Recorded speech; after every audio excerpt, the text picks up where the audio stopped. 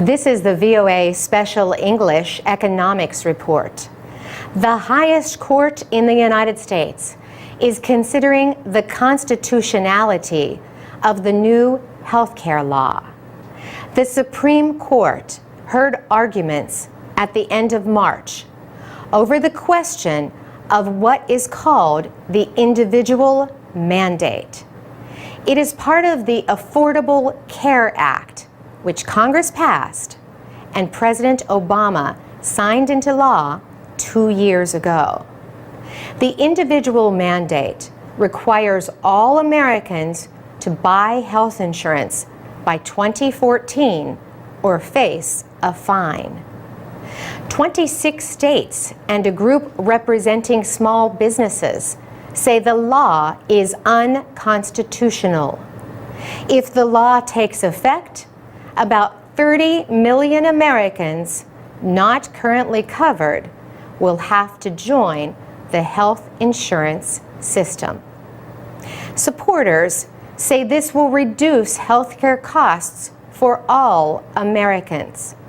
For opponents, the question is whether the federal government has the right to tell people what they can or cannot do.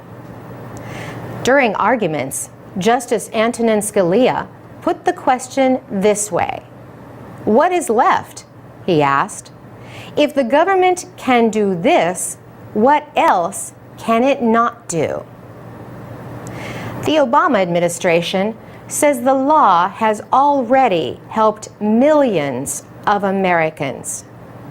It says over 2 million young people have remained on their parents' health insurance plans since September 2010. Before then, many young people lost health coverage after they left home or reached a certain age. Healthcare costs are growing at a rate that many experts say cannot be supported. The Council of Economic Advisors advises the president on economic issues. It warns that at the current growth rate, healthcare spending will be responsible for 34% of the economy by 2040. Currently, healthcare is almost 1/5 of the economy. That is a big problem for the federal government. It pays for Medicare, health insurance for older adults, and Medicaid, the program for poor people.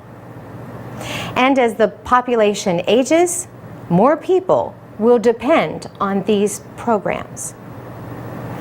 During the oral arguments, Justice Stephen Breyer noted the importance of the issue. He said it shows there is a national problem, one that involves money, cost, and insurance.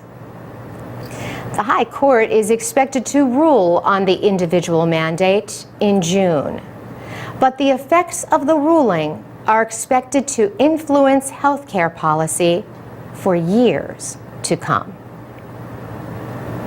For VOA Special English, I'm Carolyn Presutti. For more business news, go to voaspecialenglish.com. This is the VOA Special English Economics Report. Burma is in a good position to make big gains in Asia's fast-growing markets. But development must include all of society and be sustainable for Burma to reach its goals. That is what the Asian Development Bank said in a recent report. Sin Young Park is an economist with the bank. She says Burma's economic position is strengthened by its natural resources such as oil, gas, and minerals. It also has 2 large and growing neighbors, India and China. And the nation is young. 1 in 4 of its citizens are under the age of 30.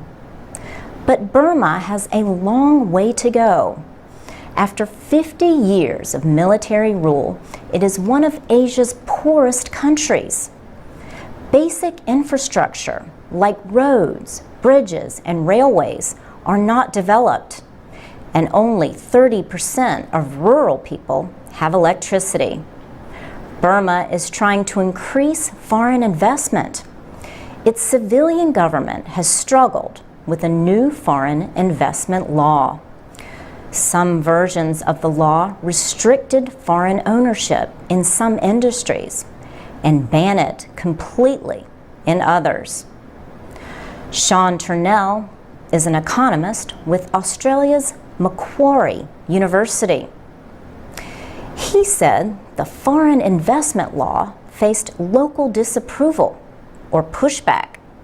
He said in some cases there appears to be a walling off of some industries to foreigners. For years, Burma's military closely controlled the economy. Relatives and friends of military members received rich contracts. Now, the civilian government wants to expand services and manufacturing. It has considered giving foreign companies low tax rates so they will invest. But experts say this could be a mistake. Sean Turnell says investors are concerned about infrastructure problems, not taxes. Economists also say tax breaks for local businesses may not be the answer either. They say the lack of access to credit for farmers and businesses in Burma is a bigger problem. Reform in Burma is still in the early stages. The country recently announced new rules ending direct government censorship of news media. Reporters now must send censors their work after it is published instead of before. Some reporters say they will wait to see if this means more freedom. Sen Yun Park says investors too are waiting to see if reform will succeed. It is really going to take a while, she says, before the investors do believe that this reform is sincere and the government is not going to retrench. For VOA Special English, I'm Laurel Bowman. This is the VOA Special English Economics Report.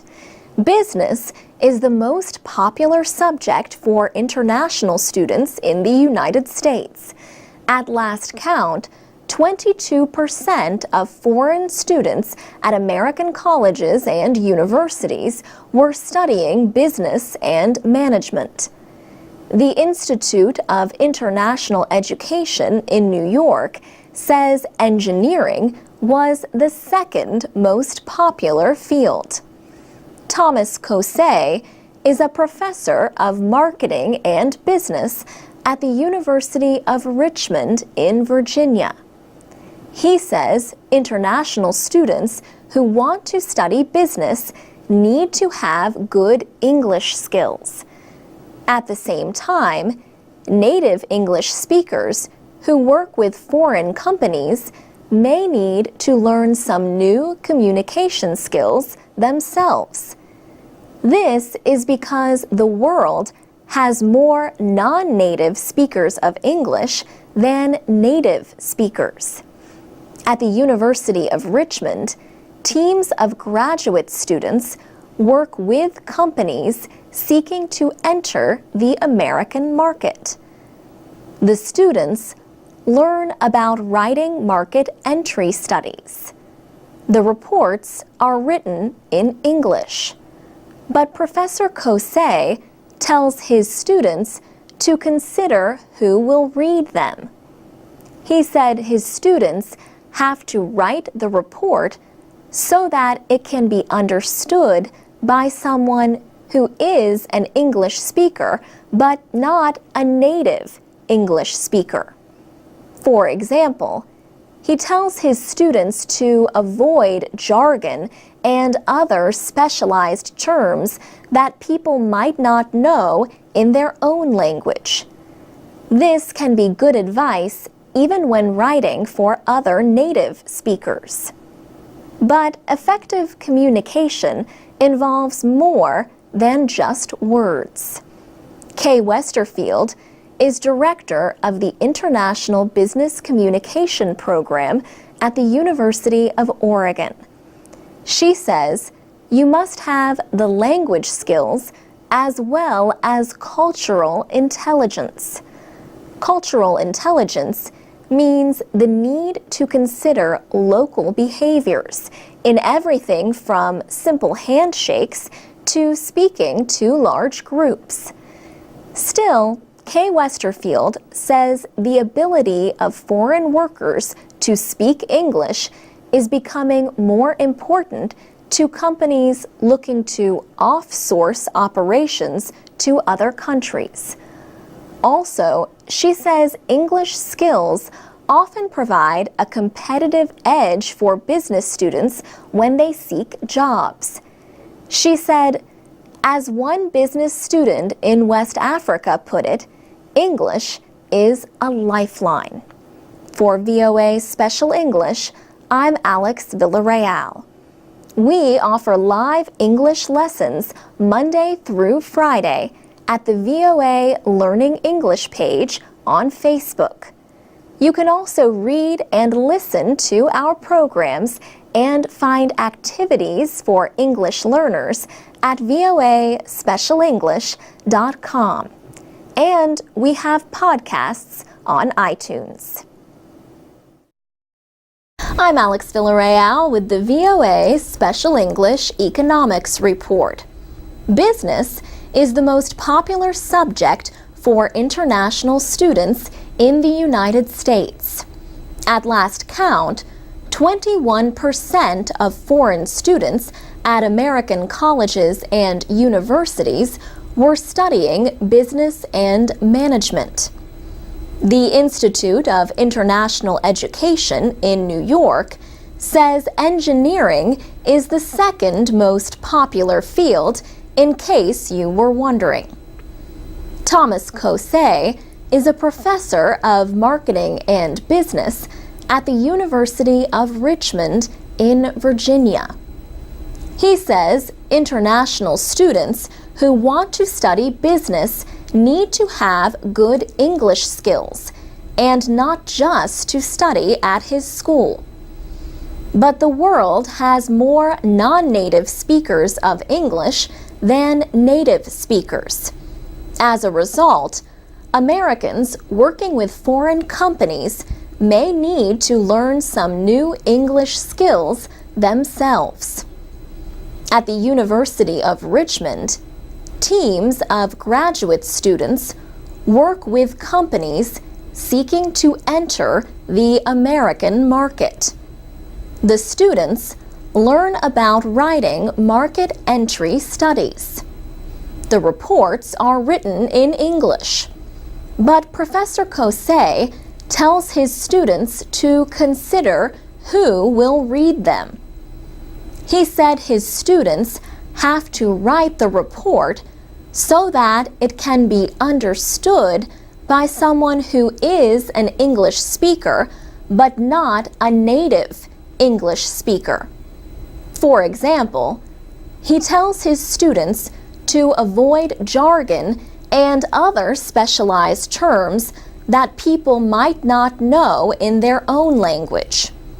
This can be good advice even when writing for other native speakers. But effective communication involves more than just words. Kay Westerfield is director of the International Business Communication Program at the University of Oregon. She says you must have the language skills as well as cultural intelligence. Cultural intelligence means the need to consider local behaviors in everything from simple handshakes to speaking to large groups.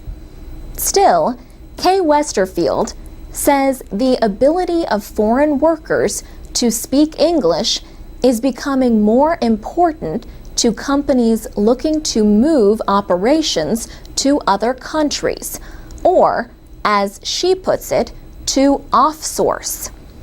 Also, she says English skills often provide a competitive edge for business students when they seek jobs.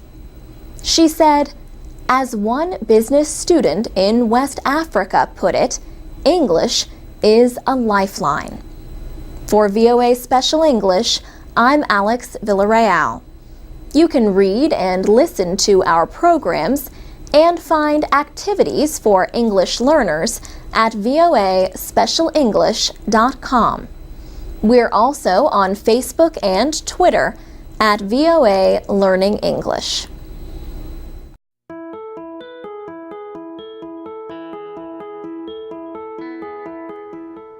From VOA Learning English, this is the Economics Report. In Britain, demonstrators recently protested outside the Treasury to call on the world's richest countries to act against tax havens.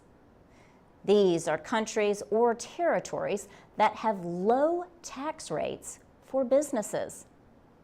Companies can place their profits in tax havens to avoid the higher tax rates of countries where they earned the income.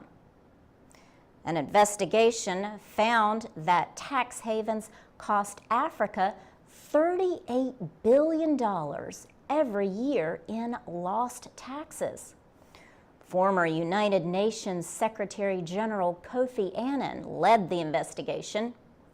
The demonstrators at Britain's Treasury called on Chancellor George Osborne to discuss the practice with finance ministers from other wealthy countries. Melanie Ward is with the Enough for Everyone If campaign. She said she believes many people in Britain and the world oppose such tax avoidance.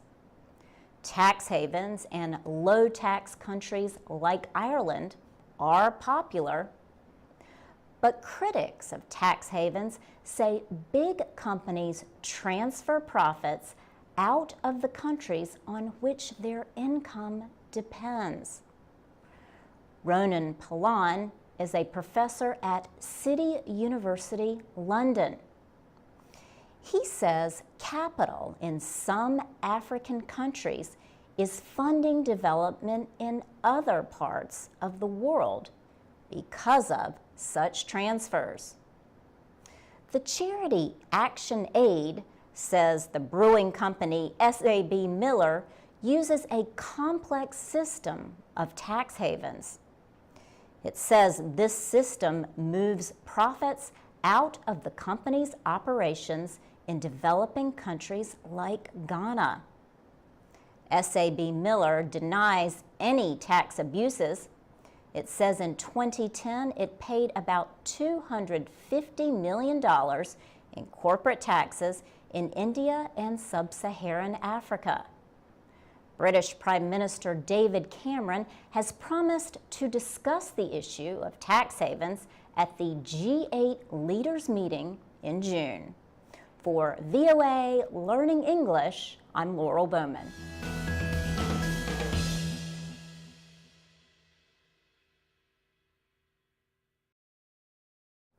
This is the VOA Special English Economics Report.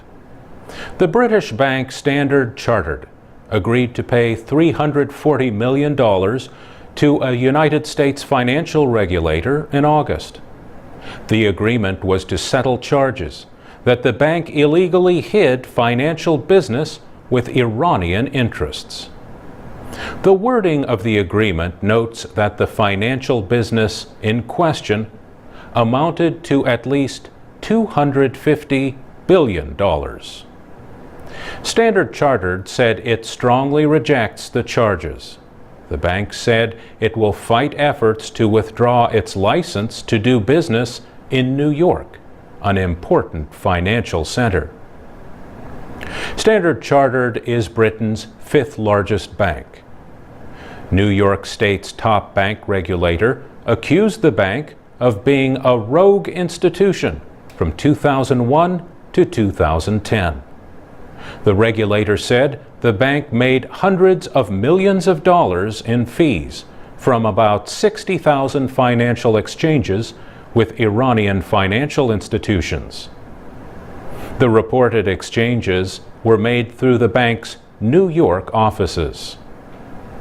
One official said the dealings exposed the United States banking system to terrorists, illegal drug traffickers, and rogue states.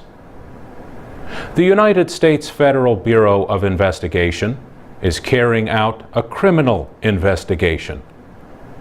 Other United States regulators also have opened investigations and are not part of the settlement. United States law has tightly controlled financial dealings with Iran since 1979. That year, 52 Americans were taken hostage in Tehran for 444 days. But Western concerns about Iran's possible nuclear program are central to the case. Bank expert Bert Elley told VOA that the investigation is part of an effort by several Western countries to limit Iran's nuclear program. They accuse Iran of trying to develop a nuclear weapon. He said enforcement of the Bank Secrecy Act and other laws is part of an effort by financial officials to cut off money flows to Iran. This is to make it as difficult as possible for Iran to sell its oil around the world and to buy equipment and parts for nuclear enrichment activities. Standard Chartered is not the only British bank that has faced fines recently. Barclays agreed to pay fines of about $450 million to American and British officials in July. Barclays is one of 18 banks that set an important measure of borrowing costs for banks, the London Interbank Offering Rate, or LIBOR. Officials said Barclays lied to them about its interest costs. This made the bank appear stronger than it was. But LIBOR is used to set many interest rates paid by millions of people around the world. For VOA Special English, I'm Mario Ritter. This is the VOA Special English Economics Report. Air traffic over much of Europe came to a halt for 6 days in April because of the huge cloud of ash from a volcano in Iceland. The economic costs added up as airlines flew everyone to where they were trying to go. At its worst, the crisis affected nearly a third of world air travel. About 100,000 flights were canceled or delayed. The International Air Transport Association estimated the cost to airlines at nearly $2 billion. But that does not include costs like the tons of flowers that growers in Kenya and Israel had to destroy, or all the fruits and vegetables that could also not be flown to Europe. Other businesses that depend on air travel, including hotels and vacation places, also suffered.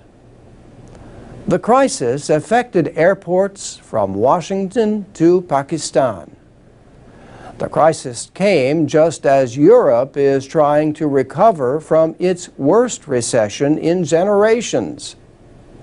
Greece, a popular travel place, continues to face a debt crisis that has sharply raised its borrowing costs.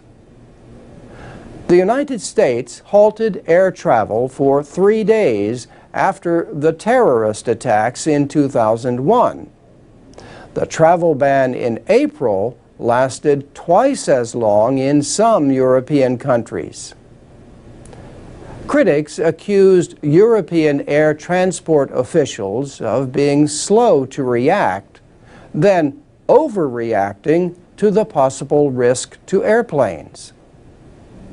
The volcano eruption cost time and money for travelers. Hundreds of thousands were stuck.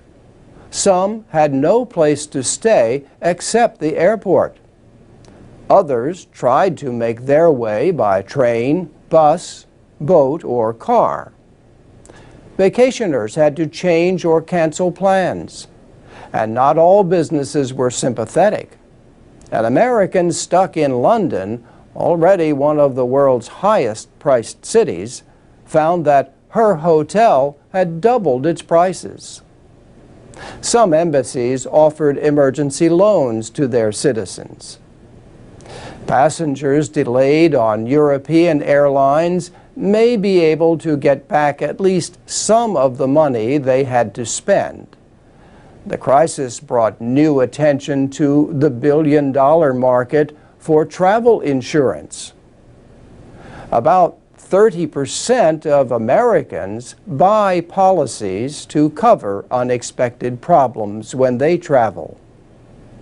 Some credit cards offer a form of insurance and could also face claims. The volcanic eruption was the second time in 2 years that Iceland has shaken its neighbors to the east. The first time was the near collapse of Iceland's banks and currency during the world financial crisis. And that's the VOA Special English Economics Report.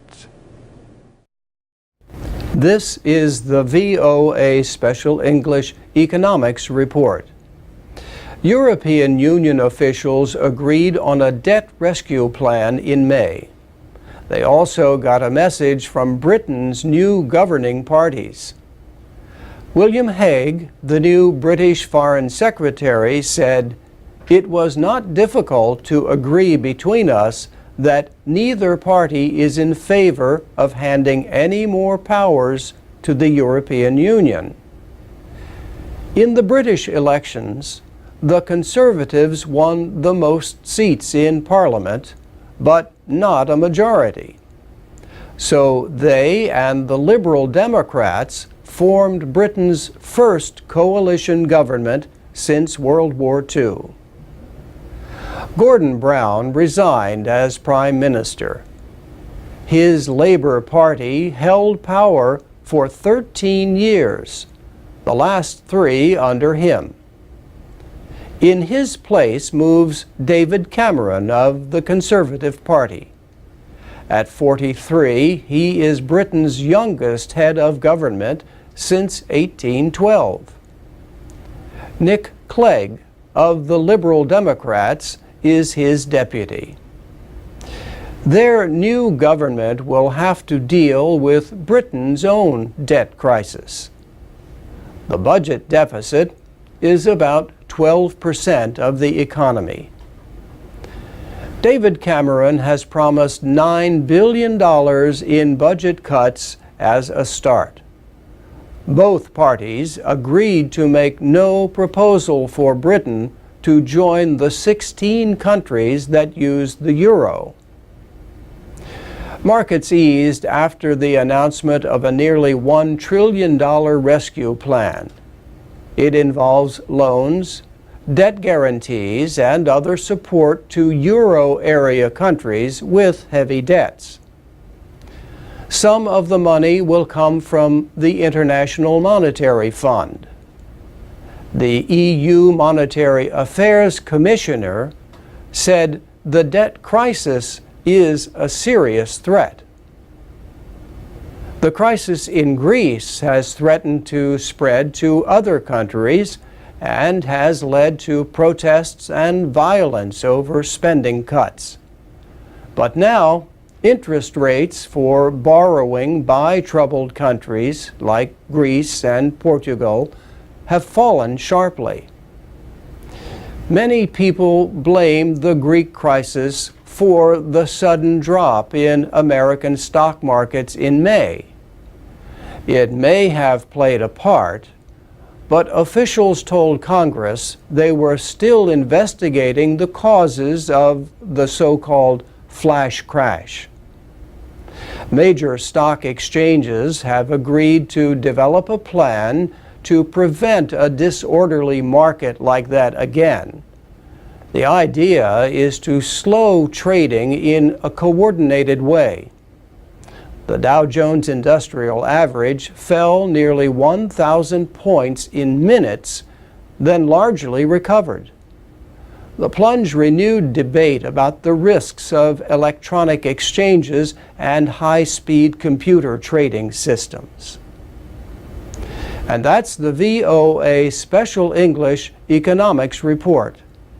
You can comment on this report at voaspecialenglish.com.